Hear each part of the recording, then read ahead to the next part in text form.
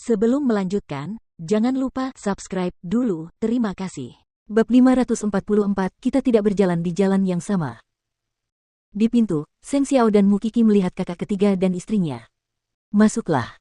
Kakek ada di dalam. Kakak kedelapan, kakek sudah tidak tahan lagi, jadi perhatikan bahasamu saat berbicara dengannya. Kalau begitu aku tidak akan masuk. Mu Qi menatap Seng Xiao. Jika kondisi pasien memburuk karena aku akan menjadi orang berdosa. Jaga kier, kata Seng Xiao kepada kakak ketiga dan istrinya. Seng Bowen terhibur dengan kata-katanya. Dia menunjuk ke arah pintu, memberi isyarat kepada Seng Xiao untuk masuk. Dia pikir harta karun kecil Seng Xiao itu adalah orang-orang yang sama seperti Gu Ziling yang tidak bisa dia ganggu. Mereka bahkan membawa Suce bersama mereka. Seng Xiao mendorong pintu hingga terbuka dan berjalan ke arah kakek Seng. Di bawah cahaya, sosok Seng Xiao membuat orang merasa tercekik. Dia menjadi lebih tenang dan lebih dewasa. Kau ingin menemuiku? Kakek Seng menatap cucunya. Tangannya gemetar tak terkendali. Ketika kamu menyerahkan semuanya kepada kakak kedua, apakah kamu pernah berpikir bahwa ini akan terjadi? Kakak kedelapan, tidakkah kamu merasa bahwa kamu telah mempercayakan semuanya kepada orang yang salah? Bukankah normal jika gagal dalam investasi? Tapi ini tidak pernah terjadi saat kamu masih di Huangyao. Kakek Seng menatap Seng Xiao dengan mata berapi-api. Tidakkah kau merasa bahwa Seng Kai berubah karena sifatmu yang tidak menentu? Kau sudah seperti itu saat aku masih di Huangyao. Suatu hari, surga dan neraka akan datang di hari berikutnya. Kakak kedua tahu bahwa dia tidak sekuat aku, jadi apa yang bisa dia lakukan untuk menjaga posisinya sebagai putra mahkota? Tentu saja, dia harus menyingkirkan semua pembangkang karena dia merasa tidak aman dan tidak aman. Kau akan memanfaatkan orang-orang yang berguna bagimu dan meninggalkan mereka yang tidak berguna, seperti sepatu tua. Karena dia sangat menyadari hal ini, dia pasti tidak akan bisa menoleransi keberadaan kakak ketiga. Saat orang-orang gelisah, pikiran mereka terkadang akan menjadi gila. Pernahkah kau memikirkan hal-hal ini sebelumnya? Seng Xiao duduk di sofa di samping tempat tidur, tampak agak anggun. Jika kau tidak melepaskan tanganmu, Huangyao akan selamanya berperang. Pertempuran antar saudara hanya akan merugikan perusahaan. Apakah kamu benar-benar tidak akan kembali? Kakek Seng menatap Seng Xiao penuh harap. Setidaknya, bantu Huangyao melewati masa sulit ini. Akan ada seseorang yang tahu bagaimana menyelesaikan masalah Huangyao. Jika kamu bersedia sedikit lebih percaya pada kakak ketiga, dia akan dapat memberimu jawaban yang memuaskan. Sedangkan aku berjalan ke arah yang berbeda. Kita tidak berjalan di jalan yang sama, Seng Xiao berkata kepada kakek Seng dengan lugas. Aku merasa tubuhku semakin memburuk, kata kakek Seng, putus asa. Dia tidak pernah terdengar begitu putus asa sebelumnya. Huangyao sudah ada sejak lama. Aku tidak ingin dia hancur di tanganku. Aku tidak akan mengganggu Mu Qi lagi, dan aku tidak berharap kamu akan kembali. Aku hanya punya satu permintaan. Aku harap kamu bisa berjanji padaku. Katakan dulu.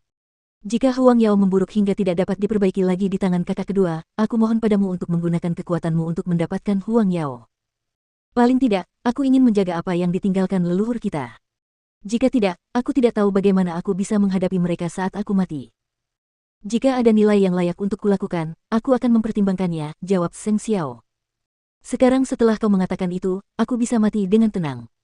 Hanya butuh 10 menit bagi Seng Xiao untuk keluar dari kamar kakek Seng, yang kira-kira sama lamanya dengan waktu yang dibutuhkan Gu Ziling untuk menyingkirkan Suce.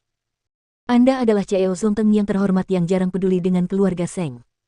Namun, saat kakek jatuh sakit, Anda langsung bergegas ke rumah sakit. Anda sangat berbakti. Mengapa? Apakah Anda juga memikirkan warisannya? Aku melihatmu selalu suka bertindak agresif dan menggertak setiap kali aku melihatmu. Mu Qi membantah kata-kata itu. Apakah kamu benar-benar takut kami akan kembali dan merebutnya darimu? Atau apakah kamu tahu dalam hatimu bahwa kontrak dengan Tiffany dan Co. pada akhirnya akan memaksa kakak kedua untuk mengundurkan diri dan kamu tidak akan punya apa-apa? Karena kamu sudah punya segalanya, kenapa kamu datang untuk mengutuk kakek? Apakah kamu melihatnya dengan mata kepalamu sendiri atau mendengar dengan telingamu sendiri bahwa kami melakukan itu? Keahlianmu dalam memfitnah orang lain sangat bagus. Tetapi jika kakek ingin menganggap Seng Xiao sebagai penggantinya, aku akan dengan senang hati menerimanya. Lagi pula, siapa yang akan membenci uang? Tidakkah kamu berpikir begitu, kakak ipar kedua?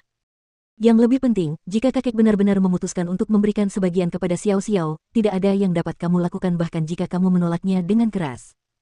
Jika kamu punya nyali, datanglah dan lawan Zongteng. Gu Ziling sangat marah hingga matanya memerah. Namun, dia tidak berdaya. Kamu menggertakku hanya karena lelakiku tidak ada di sisiku sekarang. Lalu apa? Setelah mengatakan itu, Mukiki menatap Seng Xiao. Kirim aku ke laboratorium forensik. Membantu profesor menyelidiki kasus ini jauh lebih baik daripada berada di sini. Aku tidak ingin membuang-buang energiku di sini. Seng Xiao dengan tenang melingkarkan lengannya di bahu Mukiki. Suce, ayo pergi. Kemudian, ketiganya meninggalkan rumah sakit. Mereka menghilang dari koridor dengan cepat. Namun, api di hati Gu Ziling masih menyala dengan hebat. Bagaimana kau bisa melakukan ini, kakak ketiga? Huang Yao sedang mengalami masalah eksternal dan internal sekarang dan kau masih mendapatkan musuh keluarga Seng di sini. Apakah kau sudah lama bersekongkol dengan Seng Xiao untuk mencari warisan kakek? Melihat Gu Ziling bertingkah seperti wanita gila, mengamuk di pintu masuk bangsal, tidak seperti dirinya yang dulu anggun dan anggun, kakak ketiga berkata, aku benar-benar ingin mengatakan ini. Bukan berarti kamu bisa memenangkan segalanya hanya karena kamu yang paling berisik. Saat dia hendak memasuki bangsal, tangannya menghalangi jalannya. Sebelum kakak keduamu kembali, kami tidak membutuhkanmu untuk menjaga kakek di sini. Seng Bowen hendak melawan ketika kakek Seng muncul di pintu. Dia berkata langsung kepada Gu Ziling, kamu bisa kembali. Aku baik-baik saja jika hanya kakak ketiga dan istrinya di sini. Kakek, tolong jangan tertipu oleh kata-kata Seng Xiao dan kakak ketiga. Sebelum Gu Ziling sempat menyelesaikan kalimatnya, kakek Seng menamparkan wajahnya. Aku belum mati, tetapi kamu sudah membicarakan tentang warisanku. Kakek, enyahlah.